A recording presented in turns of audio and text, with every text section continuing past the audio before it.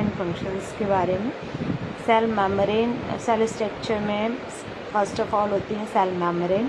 Cell membrane कैसी होती है? वो परमेबल मेम्ब्रेन होती है और अलाउ सर्टेन मटेरियल्स जैसे कि वाटर और ऑक्सीजन, रिमूव टॉक्सिक मटेरियल जैसे कि carbon dioxide and waste product. तो जो कार्बन डाइऑक्साइड और वेस्ट प्रोडक्ट को क्या करती है?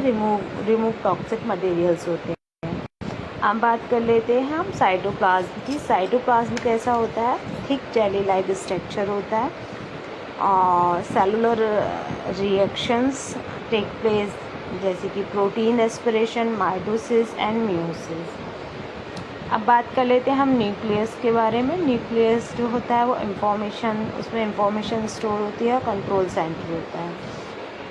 नेक्स्ट राइबोसोम्स जो कि floating in cytoplasm makes protein, क्या बनाता है? प्रोटीन बनाता है, ग्रोथ करता है और रिपेयरिंग होती है।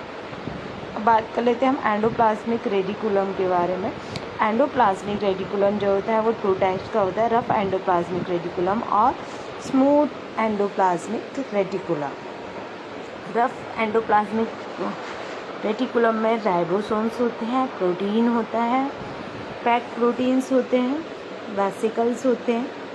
अब बात कर लेते हैं हम स्मूथ एंडोप्लाज्मिक रेटिकुलम के बारे में। उसमें ना तो राइबोसोम्स होता है, ना प्रोटीन्स होते हैं, लिपिड कोलेस्ट्रॉल होता है, डिटॉक्सिफिकेशन होता है, ब्रेकिंग डाउन टॉक्सिक सब्सटेंसेस। अब बात कर लेते हैं माइटोकॉन्ड्रिया के बारे में। माइटोकॉन्ड्रिया क्या होता है? Power station of the cell होता है, provide energy to every part of cell.